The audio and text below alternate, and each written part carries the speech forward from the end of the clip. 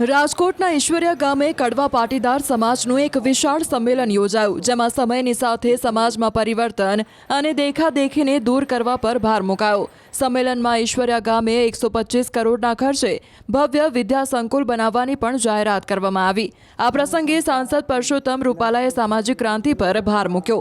રૂપાલાએ પોતાના આગવા અંદાજમાં સમાજમાં વ્યાપેલી બદીઓ અને બિનજરૂરી ખર્ચાઓ પર આકરા પ્રહાર કર્યા. સાથે જ સામાજિક પરિવર્તન અને નવા બંધારણની જરૂરિયાત પર ભાર મૂક્યો.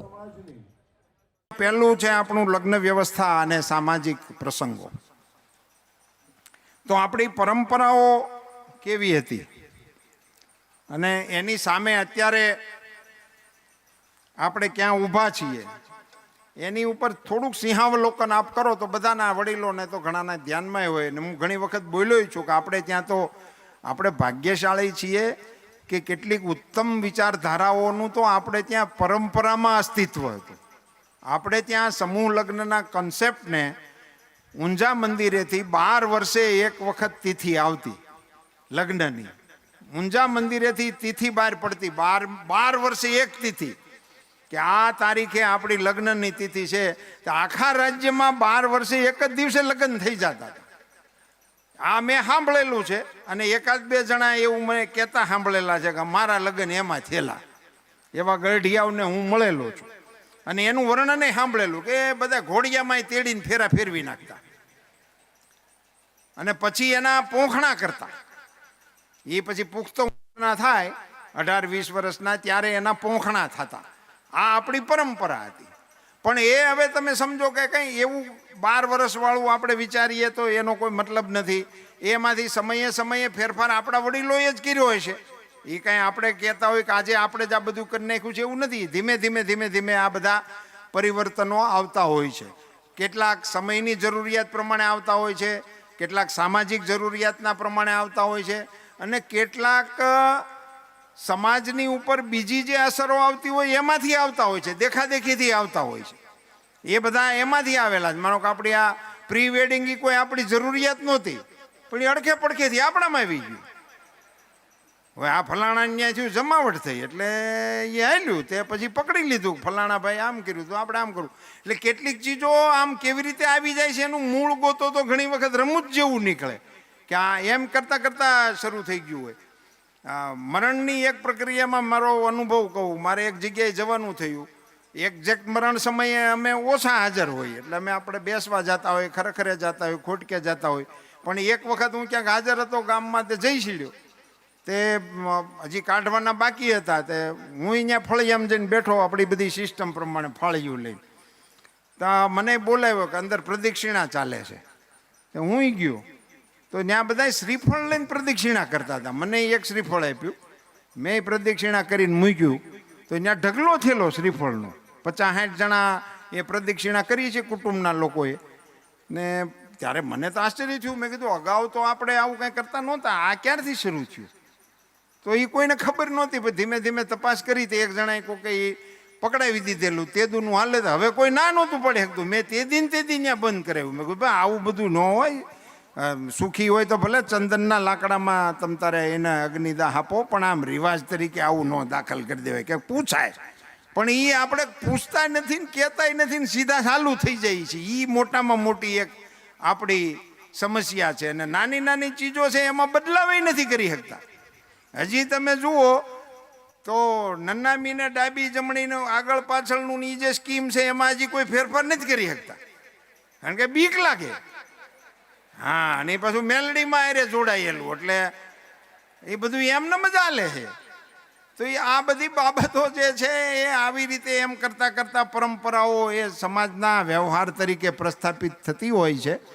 તો એમાંની આપણી લગ્ન વ્યવસ્થાની જે પરંપરાઓ હતી એમાં મેઇન વિષય એ હતો કે આપણે 1 તારીખે લગ્ન કરવા માટેની આપણા સમાજની વ્યવસ્થા આપણા વડીલોએ વર્ષો પહેલાં વિચારેલી હતી. આ વિચાર કેવો છે એ બાબતે મારે આપનો અભિપ્રાય જોઈશ. 1 તારીખવાળો વિષય કેવો છે? 1 તારીખે લગ્ન થાય, હા, મોળા પડી ગયા. કોઈ સુધારા, મેં હમણાં રસ્તામાં હું કહેતો હતો કે સુધારા નામની વાત જ ન કરતા, કારણ કે સત્યનો સમય હાલે છે. એટલે ઈ આ ટાઈમ ટેબલ પ્રમાણે હાલે છે એમને.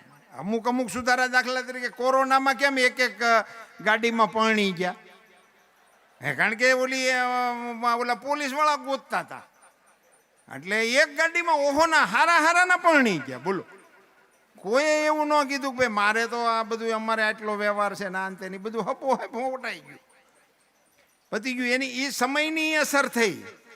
એની એક બીજી અસર આવી છે, એ તમારા ધ્યાન ઉપર મૂકું. પહેલાં આપણે ત્યાં ગામડામાં મરણ હરણ થતું ને તો કોઈ સમાચાર દેવાની કે કોઈ જાણ કરવાની કે કુટુંબની કે ઘરવાળાની કોઈ જવાબદારી જ નહોતી. જેના ઘરે મરણ થયું હોય એ આડોશ પાડોશવાળા આખા ગામમાં કહી દે.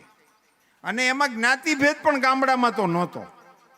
ગમે એનું મરણ થયું હોય, ગમે તે સમાજનું, તો એ આખું ગામ એમાં હાજર જ થઈ જાય, એમાં કોઈ પૂછતું જ નહીં. અને બધાને હાજર થાય જ એવો એક ભાવ રહેતો હતો. એમ ભાવથી લોકો આવતા હતા કે ફલાણા કાકા વિયાઈ ગયા, ફલાણા દાદા વિયાઈ ગયા, કે ફલાણા મા વિયાઈ ગયા. અને કોઈ જુવાન જોધ મરણ થઈ ગયું હોય તો એ અભણ અજાણ્યા નાના નાના ગામડાની અંદર હોપો પડી જાય એમ કહેવામાં આવતું હતું. લોકો ફીલ કરતા હતા કે દુઃખ થયું છે એમ. એના પરિવારને દુઃખ થયું છે એવું નહીં, આખા ગામને દુઃખ થયું છે એવું લોકો ફીલ કરતા હતા. અને એમાંથી કેવા રિવાજો આવેલા છે તો જેને ઘેરે મરણ થયું હોય ત્યાં કાણે મોકાણે આવતા. હવે ત્યારે તો બેસણાની સિસ્ટમ આપણે ત્યાં નહોતી, પરંપરાની વાત છે. આપણે ત્યાં બધા કાણે આવતા, ગામડાઓમાંથી ગાડાઓમાં હાલીને, બસોમાં, જેમ જેમ એ સમયગાળા પ્રમાણે બધું બદલતું હતું. પણ એ મહેમાન જેટલા આવતા એ બધા મહેમાનોને ચા પાવાની જવાબદારી કુટુંબીજનોની અને ગ્રામજનોની રહેતી હતી, ઘરધણીની નહોતી રહેતી. એ ઘટનાનો હું સાક્ષી છું. અને લોકો બેઠા હોય ને મહેમાનોને ઉઠાડે, થોડીક વાર વાતચીત કરી લે, ખરેખરો કરી લે, એટલે તરત એક જણો ઊભો થાય, ઉઠો મહેમાન, હાલો આપણે ચા પાણી પીવા. એની ગામમાં ચા પાણી પીધા વગરનો એક પણ મહેમાન જતો નહીં. વ્યવસ્થા એટલી જડબેસલાક હતી કે એક પણ મહેમાન એને ઘેરે આવ્યો હોય એ ચા પાણી પીધા વગર જાતો નહીં. ઘરધણીની જવાબદારી જ નહોતી. કેવી સુંદર સુંદર વ્યવસ્થાઓ આપણા વડીલો વિચારીને ગયા. વિરાસતની દૃષ્ટિએ યાદ કરાવું છું, જેને ઘેરે મરણ થયું 11:30-12 વાગે એમની અગ્નિ સંસ્કાર પૂરા થાય તો એ 11:30-12 પહેલા 2 કલાકથી તેની બધી વ્યવસ્થા રોકકળ હાલતું હોય તો એને ઘેરે જમવાનું શું થાય? તો આજે પણ એને ઘેરે પરિવારના નજીકના લોકો રોટલા, ખીચડી, શાક, સબ્જી લઈને એને ઘેરે આવે અને હારે બેહીને એને જમાડે. હારે બેહીને જમાડે, મારે બાકી છે એટલે હાલો થોડું થોડું ખાઈ લઈએ. તો દુઃખમાં હોય, એનું મન જ ન હોય ખાવાનું. એટલે કાં તો ત્યાં હારે બેહીને જમાડે, અથવા તો જેના પરિવારમાં મરણ થયું હોય એને ત્યાંથી બોલાવી જાય ને પોતાની ઘેરે જમાડે. આ રિવાજો આજે ગામડાઓમાં ચાલુ છે. આ પરંપરા, આ આપણી પરંપરા છે. દુઃખમાં સાથે ઊભું રહેવું એ આપણી પરંપરા છે, અને સુખમાં સાથે ઉજવવું એ આપણી પરંપરા છે. હવે એ પરંપરાઓમાં મેં કહ્યું એમ દેખાદેખીથી, સમયના પ્રાબલ્યથી અને એવા મોટા મોટા ફેરફારો આવી ગયા કે અહીંયા પહેલી લાઈનમાં જે બેઠા છે મોટા મોટા લોકો, એના લગ્નનો ખર્ચ અટાણના આલ્બમ જેટલો જ હતો. ફેરફાર કેવડો હતો? આવડો મોટો ફેરફાર આવ્યો. બોલો, અટાણનું આલ્બમ થાય છે એમાં અમારું આખું ખર્ચ આવી જતું હતું. એવડું એવડું એનું બિલ આવે છે. આપણે તો પૂછી તો આપણે હાકલા. અને એના જે આલ્બમ બનેલા હોય છે એ આલ્બમ 10-15 વર્ષમાં એકાદી વખત ઉઘડે છે, ઉઘડવા હોય તો, નકર સોંટી ગયેલા મેં જોયા છે. એ તો પાછા સોંટી જાય પીડ્યા રે, એટલે એને કોઈ ઉઘાડતું નથી, એને કોઈ જોતું નથી. હવે આવા બધા જે આપણામાં આવી ગયા છે વિષયો, તો એની ટીકા કરવા માટેના આવા સંમેલનના સ્ટેજનો ઉપયોગ કરવાની જરૂર નથી, એવો મારો મત છે. આવી ગયું તો આવી ગયું, આપણું જ છે ને, બીજું કોણ કરવાનું? આમાં આ કોઈ બીજા તો છે નહીં. આપણે ને આપણે આપણી વાત કરવાની છે. તો એની ટીકા કરવાને બદલે પોઝિટિવલી આપણે શું કરી શકીએ એ દિશાના આપણે સજેશનો કરવા જોઈએ. અને એને એ પાછી એ પણ આપણી પરંપરા છે. એ તમારા સ્મરણ માટે કહું. મેં ધ્રોળની અંદર તો કહ્યું હતું કે ધ્રોળના વડીલોએ 65માં બંધારણ બનાવ્યું છે. 65ની અંદર તેદી વડીલોને ખબર હતી કે બંધારણની જરૂર જોઈએ, હોવું જોઈએ. હવે અત્યારે આપણે સર્વ રીતે સુખી થયા છીએ. માતાજીના 1000 હાથ આપણી ઉપર છે એમ કહેવાનું મન થાય એવો સરસ સમય છે. અને ત્યારે આપણને સામાજિક આપણે કયા સમાજના છીએ એની સ્મૃતિ થાય એવી કોઈ ઘટના આપણી હારે જોડાયેલી જ નથી રહી. આવા કાર્યક્રમમાં આવી તેથી ખબર પડે કે હા ભાઈ આપણે આ મહિલા જ છીએ. અને આમાં તો ઘણાય છે, ના આપણા વરામાં ના આપણા ખરામાં. હવે આપણને એવું કંઈ એવું લાગતું જ નથી કે આપણે આનું કંઈ માનવું જોઈએ, એવું કશું છે જ નહીં. એવો સમય હોવાને કારણે આપણે નવેસરથી આપણા પ્રસંગોનું ઇવેલ્યુશન કરવું જોઈએ. પ્રસંગો થતા હતા, પીઠી ચોળાતી હોય સાહેબ મૌલેશભાઈ, તમે તો સાંભળ્યા છે, તે આપણા ફઈ ને આપણા ફુવા ને આપણા બેન ને આપણા બનેવી એને માટે કેવા લાડ ભર્યા ગીત ગવાતા હતા. એ ઓલો જડશે નહીં, એ આવશે નહીં, એને ખિસ્સામાં પૈસા નહીં હોય ને એવું બધું બોલતા. એ આપણા ફુવાઓ માટે ને આપણા બનેવીઓ માટે લાડથી આપણી બહેનો ગાતી હતી. અને એ આવે ને એ વળી પાછા પાટે ઉઠાડે, એ 100 રૂપિયા આપે ને પછી વરરાજો વળી પાટેથી ઊભો થાય, નકર પાટેથી ઊભો ન થાય. બોલો, એક વખત મને આવા પ્રસંગમાં જવાનું થયું હતું. હું ટાણે હાજર રહીશ, તે ઓલા ગાયા રાખે ને હું તો આમ તો બીજાની અરે વાતુંમાં સોટેલો. તે કોકે મારા કાનમાં આવીને કીધું કે તારા ગીત ગાય છે, જા તો ખરો ન્યા. હું ત્યાં ગયો ને મેં એમને ઊભો પૂછ્યું. મેં કીધું શું છે એમ. આપણે એમ કે આપણે રોજ કામનું જ કોઈક ચિંતા હોય ને એટલે એમ પૂછ્યું કે હું છે એનું નથી, આને કાંઈક દેવું પડે, ઊભો થાય તું પૈન દે ટિકિટ. અરે મેં કીધું ઊભો થાય ક્યારનો હું બધાને કકડાવે છે. કેવા મીઠા રિવાજો હતા આપણી પરંપરાના. બહેનો, તમને કોઈ દિવસ એવો વિચાર આવે છે કે આવા સુંદર મજાના સ્વર્ગ સમા આપણા જે વ્યવહારો હતા એને હાવ માઇનસ કરીને બેસી ગયા છો?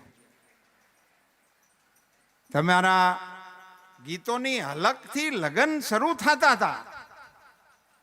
દી ઉગે અને ઘરમાં ફૈયું બેનું જે રાત રોકાણ્યું હોય એ સવારમાં સૂરજનારાયણના વધામણા ગીત ગાઈને કરતી હતું. સૂરજ ઉગ્યો રે સરોવરિયાની પાળે કે વાણલા ભલવાયા રે, દાંતણ કરજો રે ને એમ કરી કરીને હંધાઈને ઉઠાડે. ગીત તમારા મંગલ ગાનથી શરૂ થતા હતા. એને વરરાજાને ગણે બેહારે ન્યાથી તે એક પ્રસંગના ગીત, તમારા ગીત વગર પ્રસંગ હાલતા નહોતા. આપણે 100% ભાડા ઉપર કરી નાખ્યું. શું થયું તમને? એવું કાંઈ ન થયું તમારો આ ગરાહવી ગયો એવું? બહેનોએ તમે હાથે કરીને જવા દીધો છે કે ગયો છે ને તમે જોતા રહ્યા છો? એનો વિચાર એકલા બહેનો ભેગા થઈને વિચાર કરજો કે આ વ્યૂ કેમ ગયું આપણા. તમારી ઓળખ હતી આ સાહેબ. સમાજ જીવનની અંદર એમ કહેવાતું કાણે હાલી આવે છે ને, એમાં જો મરનારની બેન હોય ને તો ખબર પડી જાય સાજીયા ઉપરથી કે એની બેન આવી છે. સમાજને ખબર પડી જતી હતી. રોણું તમારી કલા હતી, રોણું તમારો વ્યવહાર હતો. અત્યારે ખરેખર જાય ને તો હું વાત કરવી ને એને આવડતું નથી અને ક્ષોભ પામે એવી સ્થિતિમાં આપણી દીકરીઓ ને વહુઓ ઊભા રહે છે. ક્યારેક જોઈ પડીએ ને ત્યારે અમને શરમ. ક્યાં આવ્યું ગયું આ બધું અને કોણ આપશે એને? પરંપરા અને પરિવર્તનનો વિચાર કરવાનો હોય તો સિનિયરોએ જુનિયરને આપવા માટેની વ્યવસ્થા વિચારવી જોઈએ. એ અત્યારના સમયની જરૂરિયાત.